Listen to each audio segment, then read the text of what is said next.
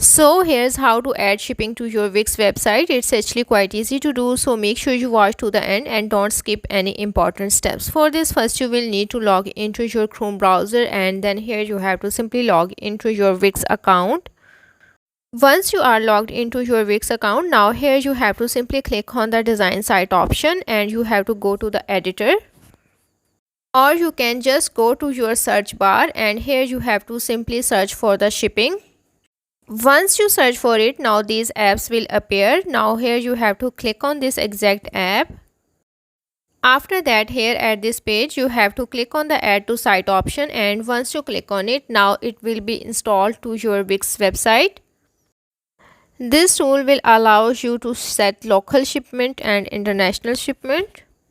After installing this tool onto your website, you have to simply make changes on it and add a little bit of information that requires. So that's how to add shipping and set up shipping to your Wix website.